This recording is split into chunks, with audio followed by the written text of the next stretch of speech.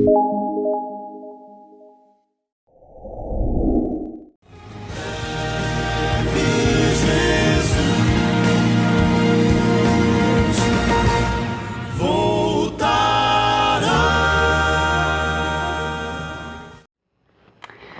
vídeo anterior, nós citamos 3 motivos pelo qual podemos sofrer. Se você não assistiu, eu te convido a voltar lá e assistir. Vai ser importante para que você entenda todo o contexto desse vídeo atual. Mas vamos recapitular rapidamente os 3 motivos.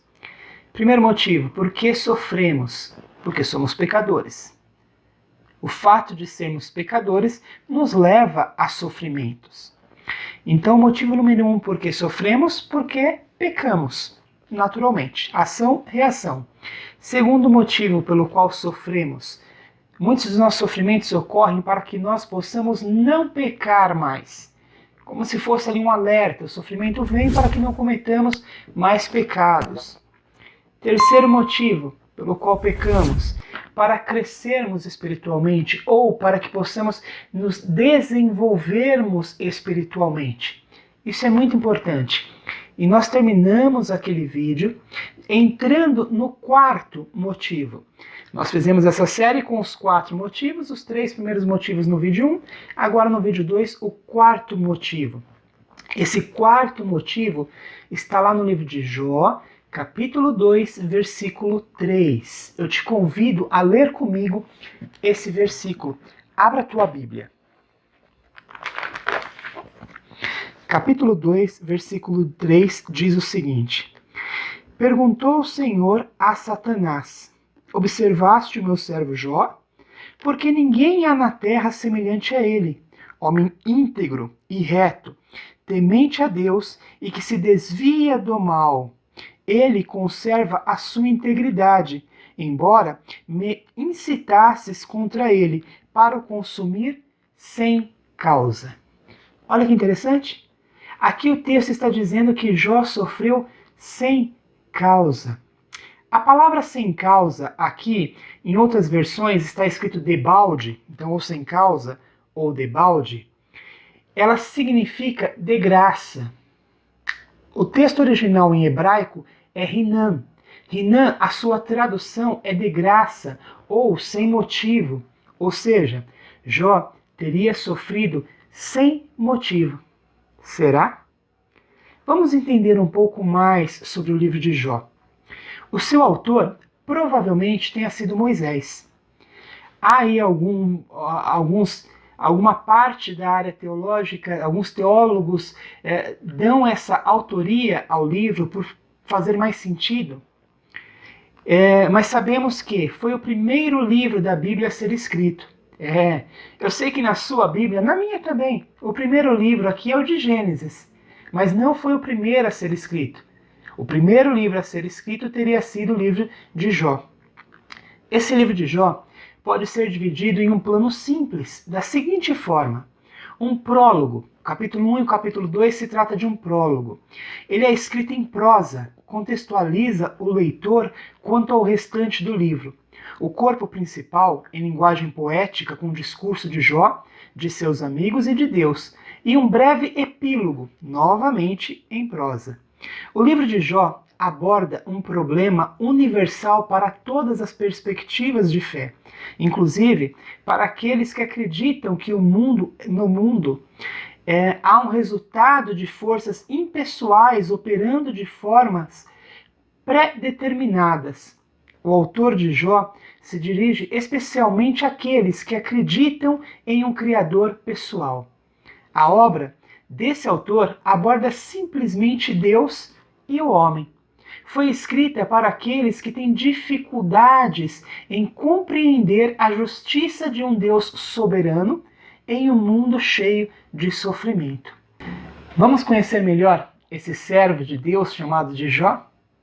Abra a tua Bíblia, agora no livro de Jó, capítulo 1, versículo 1. Acompanhe comigo a leitura.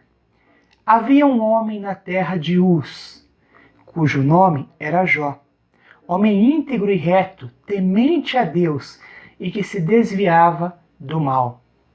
Veja que interessante essas características de Jó. Vamos lá? Vamos aqui dividi-las. Primeira característica de Jó aqui, ele era um homem íntegro. Ou seja, íntegro, a etimologia da sua palavra vem de integral, ou seja, de inteiro. Então ele era um homem inteiro. Mas inteiro poderia ser inteiramente do mal ou inteiramente do bem.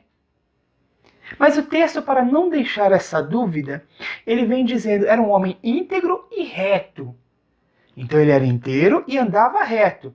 Não fazia curva essas conversas. Era uma conversa reta. Era um homem reto. Em que sentido? Terceira característica. Ele era temente a Deus. Olha só. Íntegro, reto, temente a Deus. E para finalizar, ele ainda desviava de todo o mal. Agora, vamos partir para os versículos 2 e versículos 3. Acompanhem comigo a leitura. Nasceram-lhe 7 filhos e 3 filhas.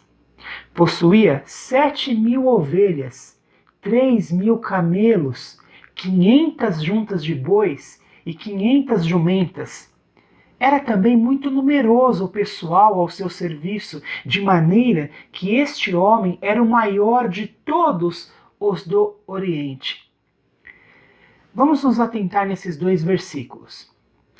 No primeiro versículo, versículo 2, a Bíblia faz questão de dar algumas características, por exemplo, dos filhos. Homens naquela época, quando tinham filhos, eram homens mais felizes. E Jó tinha alguns. Tinha o total ali de 10 filhos. Porém, a Bíblia faz questão de dizer que desses 10, 7 eram filhos. Prestou atenção aqui? 7 filhos e 3 filhas. Por que dizer dessa forma quais eram meninos e quais eram meninas? Porque naquela época era muito importante para o homem ter filhos homens. Quanto mais homens ele tinha como filho, mais importante ele era. Era uma cultura, tá? Uma cultura local, uma cultura da época. Não vamos entrar nesse aspecto.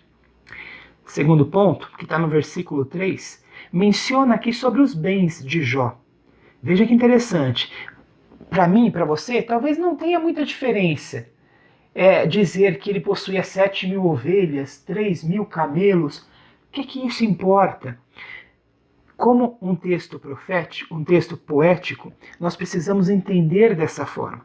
Então aqui está dizendo que ele possuía 7.000 ovelhas, 3.000 camelos, 500 juntas de bois. Está querendo dizer que ele era um homem muito rico, o homem mais rico de todo o Oriente.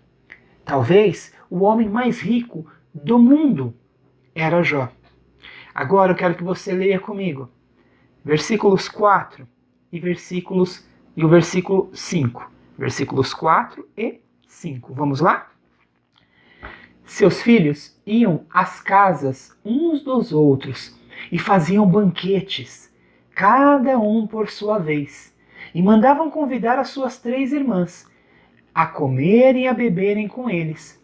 Decorrido o turno de 7 dias de seus banquetes, chamava Jó os seus filhos e os santificava.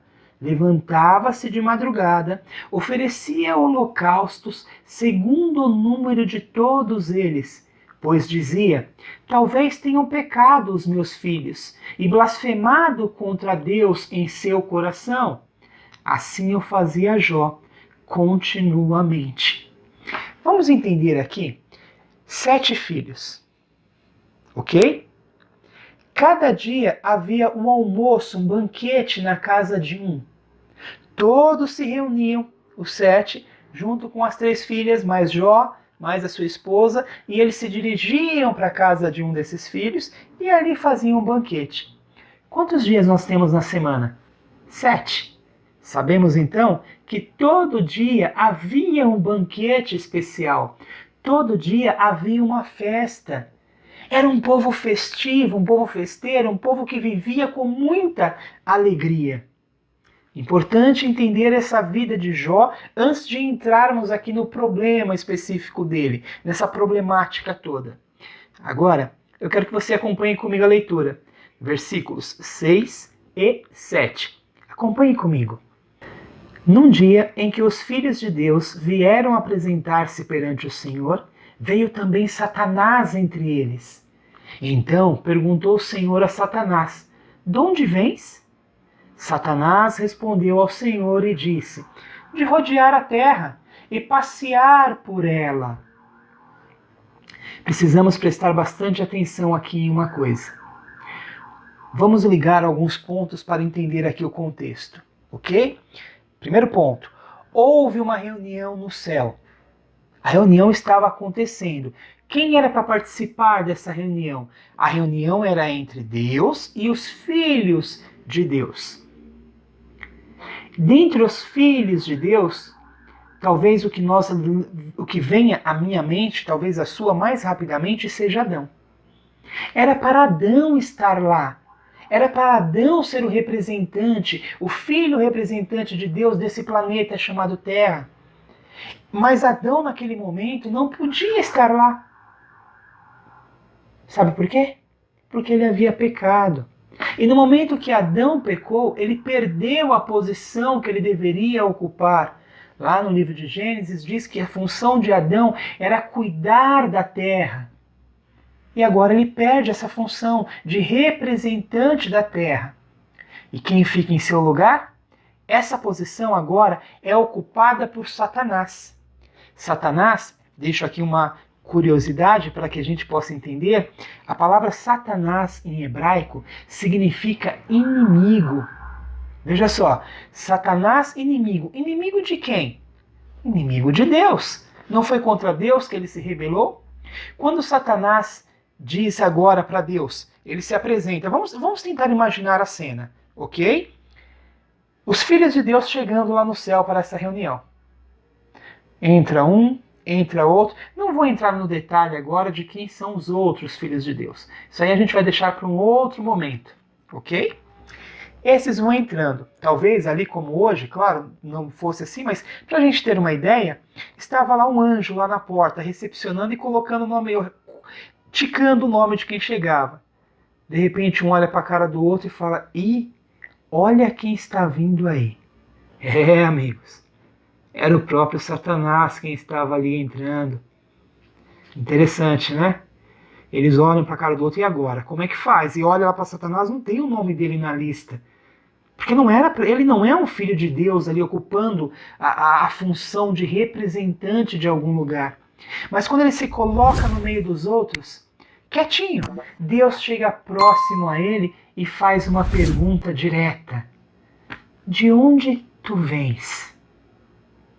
Satanás, com o ar de arrogante dele, com toda a sua prepotência, olha para Deus e fala assim: eu vim lá de rodear a terra, de passear por ela.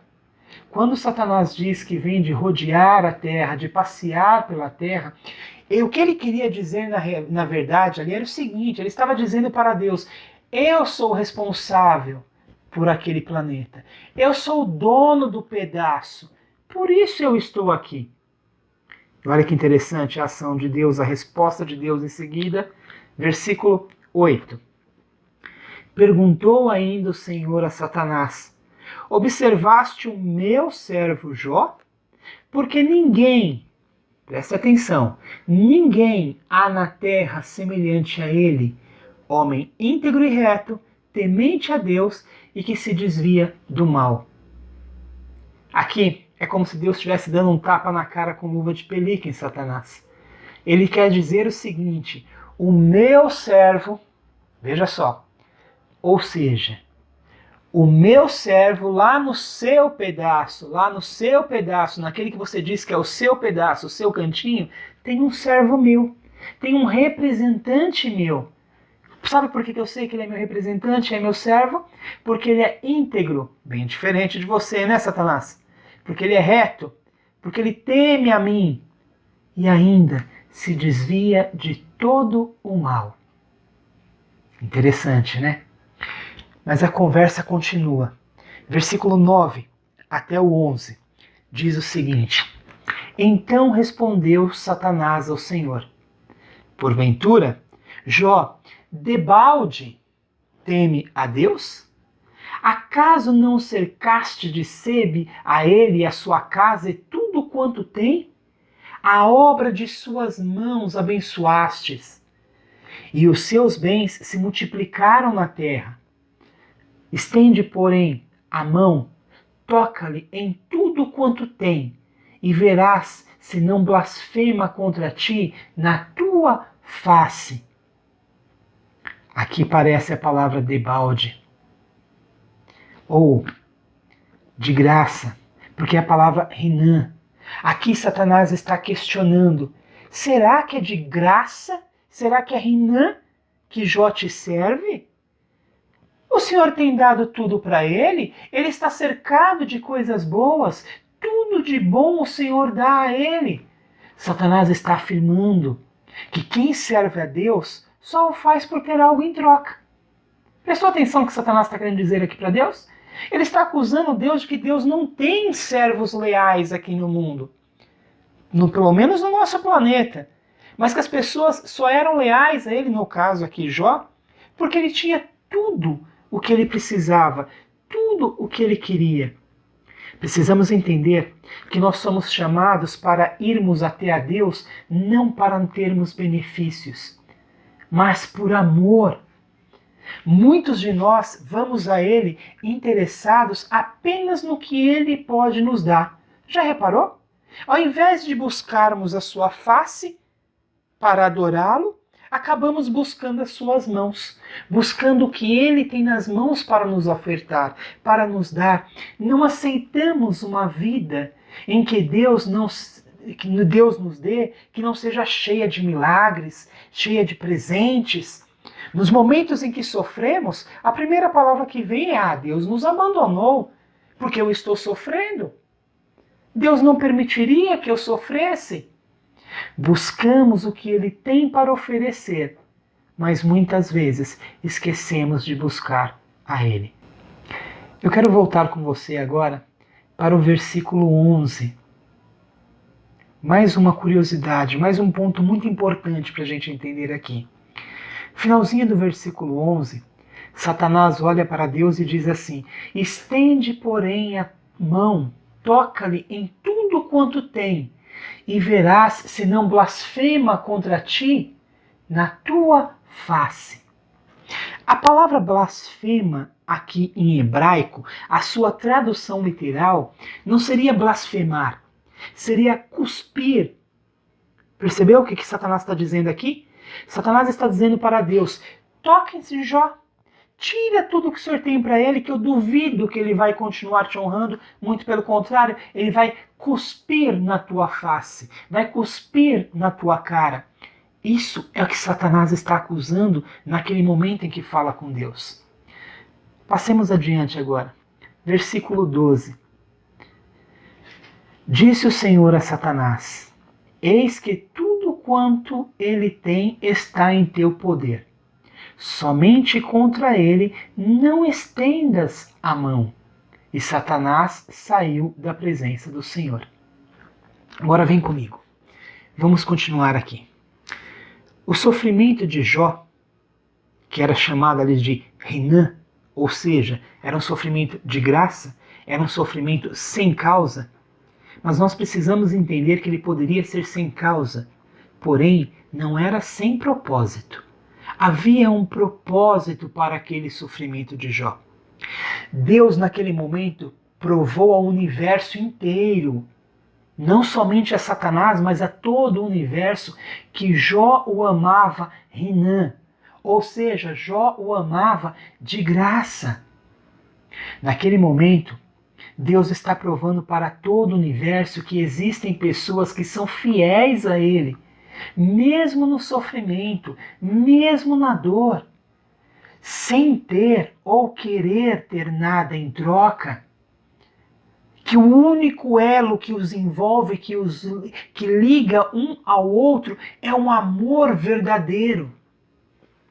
O desespero de Jó era tanto, passando por aquele sofrimento, que agora vão ocorrer com ele 4 piores notícias que ele poderia ouvir, ele vai ouvir agora. Eu quero que você acompanhe comigo a leitura dessas notícias. Abra a tua Bíblia, capítulo 1, versículo 13, e você vai acompanhando aí, você na tua Bíblia, eu na minha Bíblia, vamos acompanhando aqui para ver o que aconteceu com Jó a partir desse momento. Versículo 13. Sucedeu um dia que seus filhos e suas filhas comiam e bebiam na casa do irmão primogênito. Que veio o mensageiro a Jó e disse: os bois lavravam, as jumentas pasciam junto a eles. De repente, deram sobre eles os sabeus, e os levaram, e mataram aos servos a fio de espada. Só eu escapei para trazer-te a nova. Que notícia que Jó está recebendo aqui, né? Todos os seus bois, todas as suas jumentas foram roubados. Os seus funcionários, os seus homens foram mortos a fio de espada. Somente esse mensageiro sobrou. Que mensageiro! E agora tem que levar uma mensagem dessa a Jó. Que mudança na vida de Jó. Vamos continuar aqui comigo, versículo 16. Falava ainda este, quando veio outro e disse: fogo de Deus caiu do céu e queimou as ovelhas e os servos e os consumiu, e só eu escapei para trazer-te a nova. Você já se colocou na posição de Jó para ver aqui as notícias que ele está recebendo? Sabe aquele dia que você acorda e parece que tudo vai dar errado na tua vida? Uma notícia ruim atrás da outra? Jó já teve duas, mas não parou por aí não. Continuou no versículo 17. Falava este ainda, quando veio o outro e disse: dividiram-se os caldeus em 3 bandos, deram sobre os camelos e levaram e mataram os servos a fio da espada. Só eu escapei para trazer-te a nova. Talvez nesse momento Jó olha para o céu e fala: Senhor, o que mais de ruim falta me acontecer? Você já fez uma pergunta dessa? Dá até medo de perguntar, né? Porque às vezes a gente pergunta e acontece outra coisa ruim. Não sei se Jó chegou a fazer a pergunta ou não. Mas enquanto esse terceiro mensageiro ainda falava para Jó, contando a desgraça que havia acontecido, do fogo que ali caiu e destruiu a todos. Versículo 18. Também este falava ainda quando veio outro e disse: estando os teus filhos e as tuas filhas comendo e bebendo vinho na casa do seu irmão primogênito, eis que se levantou grande vento do lado do deserto e deu nos 4 cantos da casa, a qual caiu sobre eles e morreram. Só eu escapei para trazer-te a nova notícia ruim. Que tristeza de Jó. Quando ele acha que nada mais poderia dar errado, agora ele recebe a notícia que todos os seus filhos estavam mortos. Sobrou somente ele e a esposa. Versículo 20. Agora vocês vão ver o sofrimento desse homem. Então Jó se levantou, rasgou o seu manto, raspou a cabeça e lançou-se em terra e o adorou. Eu quero que você entenda aqui um detalhe. Eu quero que você entenda aqui 2 detalhes. Olha como foi o dia desse servo de Deus. Quanto sofrimento ele teve. A última notícia agora vem dizendo que os seus filhos todos morreram. E Jó aqui, diz o texto, raspou a cabeça. Deixa eu te falar uma coisa. No contexto original aqui, o raspar não é pegar aquela maquininha como a gente faz hoje nos barbeiros. Não é pegar uma navalha e ir lá e cortar, não é não. O desespero é grande conforme a cultura que o raspou-lhe a cabeça aqui foram os cabelos arrancados com as mãos. De tão desesperado que Jó ficou, ele arranca agora os seus cabelos com as mãos. Você consegue imaginar a dor e o sofrimento desse homem? Talvez com a metade, 1/3 dessa dor, talvez eu já estaria praguejando contra Deus, ou duvidando do seu amor por mim, duvidando da tua presença na minha vida. Mas o final do versículo diz o seguinte, diz o oposto. Diz que ele, depois que fez isso, ele lançou-se na terra e adorou. Ele adorou a Deus depois de tudo isso.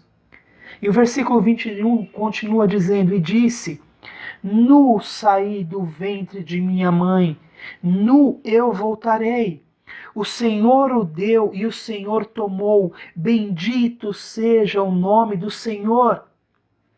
Amém? Nu nasci. Nu eu posso me tornar. O Senhor me deu. Tudo que eu tenho foi o Senhor que deu. Tudo que você tem é o Senhor quem te deu. E se Ele te deu, é dele. E Ele pode tomar quando Ele quiser. Nascemos sem nada. E se ficarmos sem nada, estamos ali no lucro ainda. Porque tudo era de Deus. Tudo pode voltar a Deus. Versículo 22. Em tudo isso, Jó não pecou, nem atribuiu a Deus falta alguma. Você consegue entender a grandeza desse contexto? Jó foi um vindicador de Deus, vindicador do nome de Deus. Olha que Deus, na sua sapiência, Ele utilizou alguém menor do que Satanás. Era Satanás quem estava blasfemando contra ele lá no céu. E agora Deus utiliza um homem bem menor do que Satanás. Vamos fazer uma comparação? Jó, Satanás e Deus. Deus poderia ter destruído Satanás. Simples, com um sopro. Mas não fez. Não fez porque o seu caráter iria ficar mais maculado ainda. Mais manchado. Ele utiliza alguém menor que Satanás. Deus faz do pequeno um gigante. Aprenda isso, meu querido, minha querida. A função de Jó foi vindicar o nome do Senhor. Jó venceu Satanás. Você consegue perceber que Jó venceu Satanás nessa batalha? Porque o que Satanás queria é que Jó blasfemasse contra Deus, ou, no texto ali original, que Jó cuspisse na cara de Deus. E ele não os fez. Ele adorou a Deus. Isso me faz lembrar que foi o mesmo que aconteceu com Jesus. Jesus veio a esse mundo menor do que Satanás. Como ser humano, menor do que Satanás. Para vindicar o nome de Deus. E ele fez isso. Então o sofrimento de Jó não foi sem propósito. Teve um propósito de vindicar o nome de Deus. Cada vez que você e eu provamos que amamos a Deus, sem interesse em nada, sem interesse nas suas mãos, sem interesse no que Ele tem, ou seja, sem interesse no que Ele pode te dar, cada vez que mostramos a nossa fidelidade a Deus, nós estamos vindicando o nome de Deus. Nós estamos provando para o universo que Deus tem nessa terra vindicadores de seu nome. Pessoas que se entregam a Ele exclusivamente por amor. E mais nada. Mas é importante entendermos que o lado oposto também é verdade. Quando nós vamos até Deus, buscando o interesse, buscando o que Ele pode nos dar, buscando o que Ele tem nas mãos, quando nós criticamos, quando nós questionamos a Deus, porque as coisas não estão, como gostaríamos que estivessem, nesse momento, nós deixamos de ser vindicadores do nome do Senhor e passamos a ser, como Satanás queria que Jó fosse, pessoas que cospem no rosto de Deus. Meu querido, minha querida, a função desse vídeo de hoje é mostrar para você que dentre os maiores sofredores que esse mundo já teve, se não o maior, estava Jó, íntegro, reto, temente a Deus e que se desvia do mal. Essas são as qualidades que você e eu temos de ter. Independente do momento em que nós estivermos passando, independente se estivermos na grandeza, no bem bom, no bem-estar, ou se estivermos sofrendo. Eu não sei qual é o seu momento, Eu não sei qual é, se esse seu momento é de alegria ou é de tristeza. Mas uma coisa eu sei. Você foi colocado nesse mundo para ser um vindicador de nome de Deus. Você foi colocado nesse mundo para vindicar o santo nome de Deus. Então, confie em Deus. Se entregue a Deus. Seja íntegro, reto, temente a Deus e desvia do mal. Porque quando você fizer esses 4 itens, quando você estiver cumprindo esses 4 pontos, quando você se transformar no vindicador do nome de Deus, você vence Satanás. E com isso, você consegue alcançar a real felicidade.